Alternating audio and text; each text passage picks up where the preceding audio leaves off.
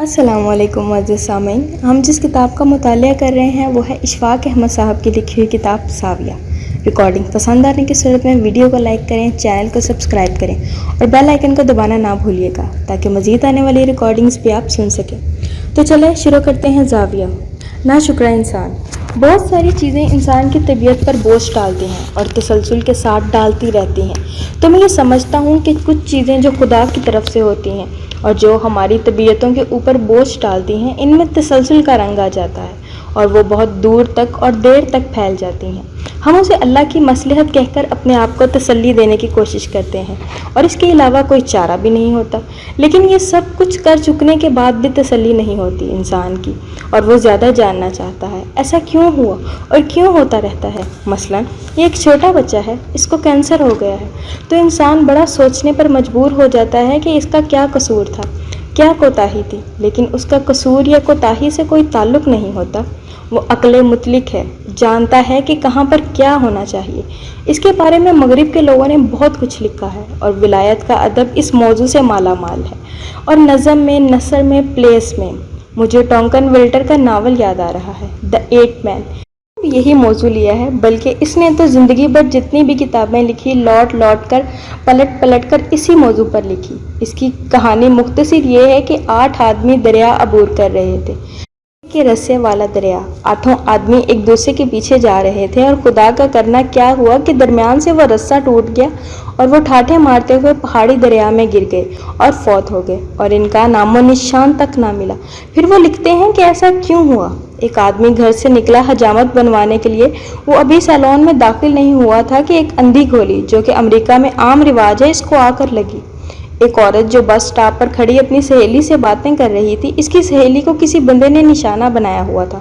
سہیلی تو چلی گئی، نشانہ وہ معصوم عورت بن گئی جس کو روک کر اسے پوچھا تھا کہ تمہارے بیٹے کا کیا حال ہے اور تم کہاں ہو۔ ایسا کیوں ہوتا ہے؟ ایک بیوہ نے اپنا بیٹا بڑی آرزوؤں اور امنگوں کے ساتھ پالا تھا۔ ایک ہی اس کا بیٹا تھا، پلا بڑا اور جوان ہوا۔ اس نے CSS کیا اور وہ AC لگا۔ ماں کے ہاں تو شب بارات ہو گئی۔ اس نے گھنٹی سنی اور دروازہ کھولا، اور دروازے سے اس کی لاش گھر آئی۔ کچھ ایسا ہوا، اکثر ایسا ہوتا تھا۔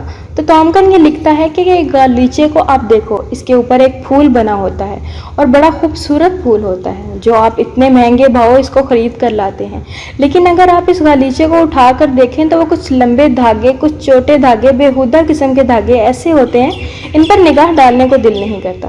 لیکن ہوتا ایسا ہی ہے کہ پھول بننے کے لیے کچھ ایسے عمل کی ضرورت ہوتی ہے جو کہ آپ کو غالیچے کے لیے درکار ہے۔ ہاں، بہت اچھی بات ہے، لیکن انسان بیچارہ کیا کرے؟ اپنے آپ کو تسلی دینے کے لیے وہ ایسی باتیں کرتا رہتا ہے، لیکن اس کی تسلی نہیں ہوتی۔ انگلش کا معروف ڈرامہ JB، جو حضرت ایوب کی زندگی کے بارے میں ہے اور جسے پڑھ کر ہم نے سبکن بہت کچھ سیکھا۔ شیکسپیئر کے پلیز آپ کے سامنے ہیں۔ مغرب نے اس پر بہت کچھ لکھا ہے، اور وہ جو کہتے ہیں کچھ چیزیں ایسی ہیں جن کا کوئی فیصلہ، کوئی تک نہیں بنتا۔ ایسا کیوں؟ لیکن ہوتا رہتا ہے۔ علیم مطلق ہے، جو مالک ہے سب کا، اپنی مرضی سے جو چاہتا ہے کرتا ہے، اور اس کی مرضی میں کوئی راز ہوتا ہے۔ تو پھر ہم پوچھتے ہیں اس میں کیا راز ہے؟ ہم بھی تو دانش رکھتے ہیں، عقل رکھتے ہیں۔ ہمارے بابے کہتے ہیں اگر کوئی 4-5 سال کا بچہ اتفاق سے ہسپتال کے کسی آپریشن تھیٹر میں چلا جائے اور دروازہ کھلا ہوا ہو اور سرجن کام کر رہے ہوں ایک بندے کے اوپر، ان کے ہاتھ میں چھریاں اور نشتر پکڑے ہوں اور ان کے منہ پر ربڑ چڑھائی ہو، ماسک وغیرہ، تو وہ چیخ مارتا ہوا باہر نکلے گا اور کہے گا کہ ظلم ہو رہا ہے، اچھے بھلے آدمی کا پیٹ کاٹ رہے ہیں چھریوں کے ساتھ، اے لوگو جاؤ اور بچاؤ۔ تو کچھ ایسا ہی حال انسان کا ہے۔ وہ بھی یہ سمجھتا ہے کہ میری عقل اور دانش کے مطابق ہے۔ میں نے جیسے پچھلی مرتبہ کہا تھا کہ چیونٹی جیسے ایک سمندر کو نہیں سمجھ سکتی، انسان اللہ کے راز، افعال اور اس کے کام اور قانون کو نہیں جان سکتا۔ خوش قسمتی یہ ہے کہ اس نے ہمیں احکام دیے ہیں، بڑی خوش قسمتی ہے۔ میں نے اپنے ایک پروگرام میں عرض کیا تھا، میں تو اس دنیا میں آ گیا اپنی مرضی کے خلاف، حکم دیا کہ تم چلو، ہم نے کہا ٹھیک ہے۔ یہاں آ کر ایسے گھر میں پیدا ہو گیا جو غریب سا گھر تھا۔ میں امیر گھرانے میں پیدا ہونا چاہتا تھا۔ میری آرزو تھی کہ میں فرسٹ کلاس موٹریں استعمال کروں، لیکن جہاں حکم ہوا وہاں آ گیا۔ اور میں جمعرات کو پیدا ہونا چاہتا تھا، ہفتے کو پیدا ہو گیا۔ تاریخ مجھے یہ پسند نہیں تھی۔ ٹھیک ہے، بالکل ٹھیک ہے۔ یہ برسا کوزہ میں بن گیا تو کوزاگر خدا سے دست بدست ہو کر پوچھا کہ اے کوزاگر اب اس میں کیا ڈالنا ہے؟ مجھے تو یہ بھی نہیں پتا، میں تو یہاں بن کے آیا ہوں۔ اس کی مہربانی ہے، اس کا کرم ہے کہ اس نے فرمایا میں نے انسان نبی کے ذریعے سب کچھ جان چکنے سمجھ لینے کے لیے ایک پروگرام، ایک فریم ورک دے دیا ہے۔ خوش قسمت لوگ ہوتے ہیں جن کو ہم بہت قریب سے جا کر دیکھتے ہیں۔ میں ان کو بڑے شوق سے دیکھتا ہوں اور میں ان کو بابے کہتا ہوں کہ اللہ کے دیے ہوئے احکام کو کس خوش دلی کے ساتھ اور کس محبت کے ساتھ وہ مانتے ہیں اور مانتے چلے جاتے ہیں۔ کوتاہی ہوتی ہے تو پھر اٹھ کر ماننا شروع کر دیتے ہیں۔ میں حرم شریف میں جب پہلی مرتبہ گیا، بڑی دیر کی بات ہے، جب حرم شریف کی شکل و صورت کچھ ایسی نہیں تھی کہ جیسی اب ہے۔ ماشاءاللہ جب بھی پیاری تھی، لیکن اس کے اندر سخت پتھر تھے۔ کھڑے ہونے کے لیے کچا راستہ تھا۔ وہاں پر زمزم کے پاس کسی نے زمزم سے اپنی پگڑی دھو کر ان پتھروں پر ڈالی ہوئی تھی سوکھنے کے لیے، تو میں وہاں بیٹھ گیا۔ مجھے کچھ اچھا نہ لگا۔ حرم شریف میں کپڑے سوکھنے کے لیے، لیکن لوگ ڈالتے تھے، کچھ بھی نہیں کہہ سکتا۔ آدمی جب سوکھی ہوئی پگڑی اٹھانے کے لیے آیا تو میں نے پوچھا بھائی صاحب آپ کہاں کے ہیں؟ کہنے لگا میں پاکستان سے ہوں۔ میں نے کہا بڑی خوشی کی بات ہے، پگڑی سے اندازہ لگایا تھا کہ آپ وہیں کے ہوں گے، ویسے آپ کون سے علاقے کے ہیں؟ کہنے لگا سائیں میں سندھی ہوں۔ میں نے کہا بڑی برکت والی بات ہے، کیونکہ آپ مذہب کے بہت قریب ہوتے ہیں، بڑے ماننے والے لوگ ہوتے ہیں اور ان میں بڑی محبت کا جذبہ ہوتا ہے۔ میں نے کہا سائیں آپ یہاں کب سے ہیں؟ کہنے لگے بابا میں تو 18 برس سے یہی ہوں۔ تو میں نے کہا آپ یہاں کیا کرتے ہیں؟ لگتا ہے آپ کسی خاص پروجیکٹ کے ساتھ آئے ہیں۔ کہنے لگا ہم ایسے ہی چل کر آ گئے تھے یہاں رہنے کے لیے۔ صبح سویرے اٹھ کر منڈی میں بوجھ ڈھوتے ہیں، اس کے 2 4 5 ریال مل جاتے ہیں، اس سے ہم اپنا روٹی کھانا کرتے ہیں اور پھر ہم آ کر حرم میں بیٹھ جاتے ہیں اور اس پر نگاہ لگا کر بیٹھے رہتے ہیں اور اس کو دیکھتے رہتے ہیں۔ میں نے کہا تو پھر جب آپ یہاں آ جاتے ہیں اور حرم میں بیٹھتے ہیں تو آپ حرم میں کیا کرتے ہیں؟ یعنی کہنے لگا سائیں ہم یہاں گر پڑتے ہیں، پھر اٹھ کھڑے ہوتے ہیں، پھر گر پڑتے ہیں، پھر اٹھ کے کھڑے ہو جاتے ہیں 18 برس سے۔ میں نے کہا بہت خوش نصیب انسان ہے جو گر بھی پڑے اور اٹھ کے کھڑا بھی ہو جائے، پھر گر پڑے پھر اٹھ کے کھڑا ہو جائے، تو یہ بڑی برکت کی بات ہے ان ماننے والے لوگوں کی جو تسلیم کر لیتے ہیں اس بات کو جو ہمیں فریم ورک عطا کیا گیا ہے وہ صحیح ہے، مناسب ہے، کے مطابق ہم اپنی زندگی کو بسر کریں گے۔ لیکن اس کے ساتھ انسانی کمزوری ہے، گرنے والا جو مقام آتا ہے تو وہ بھی ساتھ چلتا ہے۔ وقت آدمی یہ ضرور سوچتا ہے کہ یہ میرے ساتھ، میرے دوستوں کے ساتھ، میرے عزیزوں کے ساتھ کیا ہوا، تو اس میں عزیزان گرامی زیادہ کوتاہی اس بات کی ہوتی ہے کہ انسان جو ہے وہ بڑا بے صبرا اور ناشکرا ہے۔ اس کی ایک خاصیت ہے کہ چھوٹے سے دھبے کو پھیلا کر نہ صرف اپنی زندگی پر، نہ صرف اپنے علاقے بلکہ ساری دنیا پر محیط کر لیتا ہے اور خود اس دائرے کی لپیٹ میں آ جاتا ہے۔ اگر آپ غور کریں گے تو مصائب اور مشکلات اتنی ہی شدید ہوتے ہیں جتنا کہ آپ نے ان کو بنا دیا ہوتا ہے، اور وہ آپ کی ساری زندگی کا ایک حصہ ہوتی ہیں۔ ساری زندگی نہیں ہوتی، بندہ یہ سمجھتا ہے کہ یہ ساری کی ساری میری زندگی ہے اور وہ برباد ہو گئی ہے، تباہ ہو گئی ہے۔ مجھے یاد آیا آپ سے بات کرتے ہوئے ایک بادشاہ کے عہد میں ایک غریب آدمی تھا، گاؤں کا رہنے والا، بہت ہی غریب آدمی تھا، لیکن وہ تھا صوفی آدمی، روحانیت سے اس کا گہرا تعلق تھا۔ تو اس غریب آدمی کے پاس ایک خوبصورت گھوڑا تھا، اعلیٰ درجے کا گھوڑا، دنیا اسے دیکھنے کے لیے آتی تھی۔ اس نے بڑے پیار کے ساتھ اپنے گھر کے قریب ایک چھوٹا سا استبل بنا کے رکھا ہوا تھا۔ اس کا عشق اور کچھ نہیں تھا، اس کے پاس اور کچھ نہیں تھا، صرف ایک گھوڑا ہی تھا۔ بادشاہ وقت کو پتہ چلا کہ ایک گھوڑا اس کے پاس ہے جو کہ بہت اعلیٰ درجے کا ہے، تو وہ یہ حاصل کرنا چاہتا تھا۔ تو بادشاہ اپنے حواریوں کے ساتھ، امیروں اور وزیروں کے ساتھ اس کے پاس آیا، کہنے لگا اے فقیر مانگ، کیا مانگتا ہے اس گھوڑے کے بدلے؟ اس نے کہا حضور یہ بکاؤ مال نہیں ہے، یہ شوق سے رکھا ہوا ہے، یہ بیچا نہیں جا سکتا، یہ تو بیچنے والی چیز ہی نہیں ہے۔ اس نے کہا نہیں، ہم تمہیں منہ مانگی قیمت دیں گے۔ اس نے کہا نہیں جی، میں اسے بیچنا نہیں چاہتا۔ اس نے کہا پھر غور کر لے، ہم تجھے ایک ریاست دے دیں گے اس کے بدلے، تو ہمیں یہ گھوڑا دے دے۔ وہ پھر بھی نہیں مانا، ضدی آدمی تھا۔ سودا چکتے چکتے معاملہ یہاں تک آ گیا کہ اس نے کہا کہ آدھی سلطنت لے لے، گھوڑا مجھے دے دے۔ اس نے کہا جناب عالی، میں نے بتایا کہ اس کا مول کوئی نہیں ہے، اگر یہ بکنے والی چیز ہوتی تو میں دے دیتا آپ کو۔ لیکن یہ بکنے والی چیز نہیں ہے۔ تو اس نے کہا اچھا تیری مرضی۔ جب بادشاہ چلا گیا تو گاؤں کے لوگوں نے کہا تو کتنا نالائق، بے وقوف اور کتنا جاہل ہے کہ بادشاہ وقت تیرے پاس آیا، اس نے آدھی سلطنت آفر کی، اگر ظالم تجھے مل جاتی تو ہمارے بھی مزے ہوتے، سارے گاؤں کے مزے ہوتے، تو ہمارا بادشاہ ہوتا۔ ظالم تو نے یہ کتنی بڑی حماقت کی ہے، کتنی بڑی خوش نصیبی کو گھر آئے دھتکار دیا، باہر پھینک دیا۔ تو اس نے کہا وہ عجیب و غریب آدمی تھا کہ میرا گھوڑا ہے، اس نے اس کا مول لگایا، میں نے نہیں دیا، اس میں خوش نصیبی یا بد نصیبی کی کیا بات ہے، یہ تو میری زندگی ہے، میرا گھوڑا ہے، خوش نصیبی تم کدھر سے نکال رہے ہو، میں نہیں دیتا۔ انہوں نے کہا تو ضدی آدمی ہے، تو شروع سے ایسا ہی ہے اور تیرا مزاج ہی ایسا ہے۔ یہ کہہ کر وہ چلے گئے۔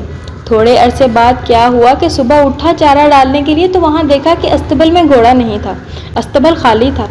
گاؤں کے لوگ آئے، روتے پیٹتے کہنے لگے کہ ہمارے گاؤں کا حسن تباہ ہو گیا، تجھ سے کہا تھا نا کہ بادشاہ وقت کے ساتھ زور آزمائی نہیں کرتے، تیرا گھوڑا تیرے پاس نہیں رہا، تیرے ساتھ بڑا ظلم ہو گیا، تو تباہ ہو گیا، برباد ہو گیا۔ اس نے کہا میں کہاں سے تباہ ہو گیا، کہاں سے برباد ہو گیا، ایک گھوڑا تھا، چھوٹی سی چیز تھی، میری زندگی تو بہت بڑی ہے، یہ اس کا ایک حصہ تھا، حصے کے اوپر میری ساری زندگی کو کیوں پھیلا کر کہہ رہے ہو کہ چونکہ تمہارا گھوڑا چلا گیا ہے اس لیے تم برباد ہو گئے ہو، معمولی سی بات ہے۔ انہوں نے کہا نہیں بے وقوف آدمی، تجھے اللہ نے عقل ہی نہیں دی۔ وہ پھر واپس چلے گئے۔ کوئی 1 مہینہ 11 دن کے بعد اس کا گھوڑا ہنہناتے ہوئے واپس آ گیا، اس کے ساتھ 11 نئے جنگلی گھوڑے تھے۔ بھاگ گیا تھا جنگل میں اور جنگل میں جا کر انہیں سٹ کرتا رہا اور وہ سارے اس کے عشق میں مبتلا ہو گئے، تو 11 گھوڑے نئے اعلیٰ درجے کے ساتھ لے کر آ گیا۔ جب اس نے دیکھا تو بڑا خوش ہوا، انہوں نے رسی ڈال کر ان سب کو وہاں کھڑے کر دیا۔ گاؤں کے لوگ آئے، انہوں نے کہا تو بڑا خوش نصیب ہے، تیرا گھوڑا کھو گیا تھا اور دیکھ تجھے کمال کی چیز لا کر دی۔ اس نے کہا میری کہاں کی خوش نصیبی ہے، گھوڑا تھا چلا گیا، واپس آ گیا، تو میری ساری زندگی کچھ اور ہے۔ تم ایک واقعہ پکڑ لیتے ہو، تم اتنے نالائق لوگ سمجھتے نہیں ہو، تم آ کر کہتے ہو کیا خوش نصیبی ہے۔ وہ جو گھوڑے جنگل سے آئے تھے اور وہ جنگلی گھوڑے تھے، اب ان کو سدھارنا بڑا مشکل کام تھا۔ تو اس آدمی کا ایک اکلوتا بیٹا تھا، بہت پیارا، جی جان سے عزیز تھا، ایک باپ تھا، ایک بیٹا تھا۔ اس نے کہا باپ یہ جنگلی گھوڑے ہیں، میں ان کو سدھاروں گا، لیکن کروں گا ان ہارسز کو۔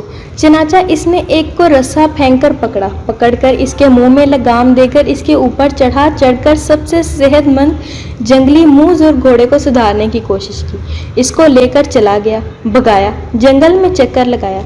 دوسرے دن پھر جب اس گھوڑے پر چڑھا تو گر گیا اور اس کی ران کی ہڈی ٹوٹ گئی اور زمین پر تڑپنے لگا۔ اس کا باپ آیا، اس کو اٹھا کر گھر میں لے گیا۔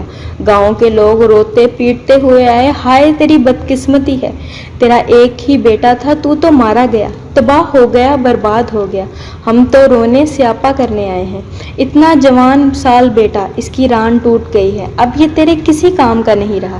اس نے کہا بھائی اس میں میری بدقسمتی کدھر سے آ گئی، یہ میری زندگی کا ایک حصہ ہے، ایک بیٹا ہے، بیٹے کی ران ٹوٹ گئی ہے، مشکل آئی ہے تو ٹھیک ہے، تم مجھے سارے کے سارے کیوں کہہ رہے ہو کہ تو مارا گیا، تو برباد ہو گیا، تیرے گھر میں تو بدنصیبی آ گئی۔ مذہب ہے، اس کے پیروکار بڑے وحدانیت کے قائل ہوتے ہیں، ونس کے ماننے والے، تو یہ جو ٹوٹے آتے ہیں ان کو نہیں مانتے، پوری زندگی کو مانتے ہیں۔ اب وہ بدنصیب باپ اور بدنصیب بیٹا اور ان کے 12 گھوڑے رہ گئے۔ دنوں کے بعد بادشاہ کے قریبی ہمسائے بادشاہ سے جنگ ہو گئی، جنگ طول اختیار کر گئی تو بادشاہ وقت کو جبری بھرتی کی ضرورت پڑی۔ اس نے ڈنکا بجا دیا اور گاؤں گاؤں سے نوجوان بچے اور ان کو زبردستی جبری بھرتی کے لیے وہ گاؤں میں آ گئے۔ جتنے خوبصورت تگڑے مضبوط بچے تھے ان کو کان سے پکڑ کر جنگ میں لے گئے۔ ان کے بیٹے کی ٹانگ ٹوٹی ہوئی تھی، وہ کسی کام کا ہی نہیں تھا، تو اسے وہ چھوڑ کر چلے گئے۔ کہ لوگ اس کے پاس آئے، کہنے لگے یار ہمارے تو پیارے بیٹے تھے، سب کو ہانک کر لے گئے، تو بہت اچھا رہا، خوش قسمت ہے۔ اس نے کہا یار تم بندے اس قابل نہیں ہو کہ تمہارے ساتھ رہا جائے، یہ گاؤں ہی نالائق لوگوں کا ہے جو زندگی کے ایک چھوٹے سے حصے کو ساری زندگی پر پھیلا کر اس کا نتیجہ نکال لیتے ہیں۔ تو میں معافی چاہتا ہوں، میں تمہارے درمیان نہیں رہوں گا اور میری اور تمہاری جدائی ہے۔ چنانچہ وہ اپنے گھوڑے اور بیٹے کو لے کر کسی اور گاؤں چلا گیا۔ اس کا یہ فلسفہ چینی فلسفہ ہے، دائرے کا ایک بہت بڑا حصہ بنا کر زندگی کو سمجھنے اور جانچنے کے لیے، اور اس کو آنکنے کے لیے ایک فٹا لے کر اس کا دائرہ کار طے کرنے کے لیے۔ کبھی مت کہیے کہ آپ کی زندگی میں اگر کوئی برا واقعہ ہوا ہے، کوئی ایک دھبا آیا ہے، تو وہ ساری کی ساری آپ کی زندگی پر محیط ہو گیا ہے۔ انسان کا یہ خاصہ ہے کہ جب ذرا سی تکلیف پڑتی ہے تو وہ چیختا چلاتا ہے، اور جب ذرا سی خوشی کا لمحہ آتا ہے تو وہ اس کو بھی پھیلاتا ہے کہ میں سارے کا سارا خوش ہو گیا، حالانکہ اس میں خامیاں، کمزوریاں، کوتاہیاں بدستور موجود ہوتی ہیں، باوجود اس کے کہ خوشی کا لمحہ آ گیا ہو۔ مجھے آپ سے بات کرتے اچانک یاد آیا کہ میرا پوتا چھوٹا، وہ آ رہا تھا، گھبرایا ہوا تھا۔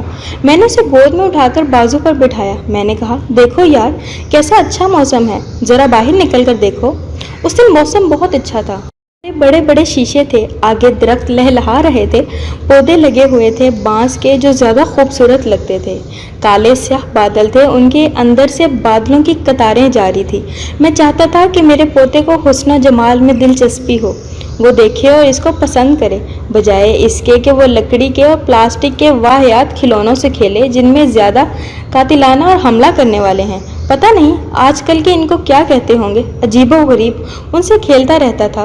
جب میں نے اسے گود میں اٹھا کر کہا کہ باہر دیکھو منظر، اور اس کا یہ حسن، یہ بادل اور یہ پرندے، یہ درخت اور یہ لہلہاتی شاخیں، تو وہ بالکل نہیں دیکھ رہا تھا، اور گھٹن سی اس کے اندر ہے، اور ایک ہی جگہ اس کی نگاہیں مرکوز ہیں، اور وہ گھبرایا ہوا ہے، اور وہ میری گود میں چڑھا ہوا ہے۔ میں نے جب اس کی نگاہ کو غور سے دیکھا تو وہ شیشے کے پار ہی نہیں جا رہی تھی۔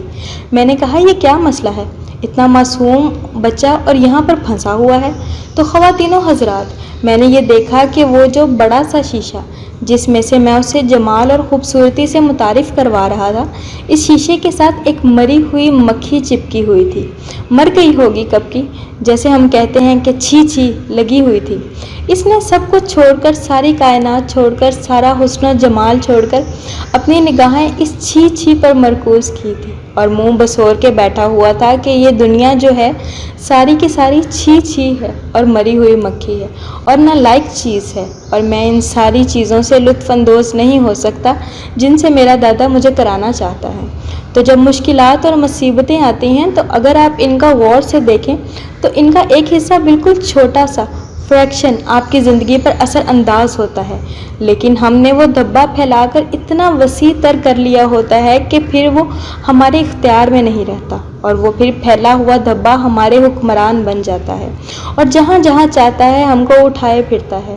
جیسا کہ میں نے پچھلی مرتبہ کہا، اگر اللہ کی ذات اور اس کے افعال کو جاننے کی آرزو ہے تو پھر اس کے احکام کے اندر داخل ہونا پڑے گا، اور اس فریکوینسی کو حاصل کرنا پڑے گا جس فریکوینسی کو پکڑ کر اچھی طرح سے اختیار کر کے ہم ان افعال کو سمجھ سکتے ہیں۔ اللہ آپ کو آسانیاں عطا فرمائے اور آسانیاں تقسیم کرنے کا شرف عطا فرمائے۔ اللہ حافظ۔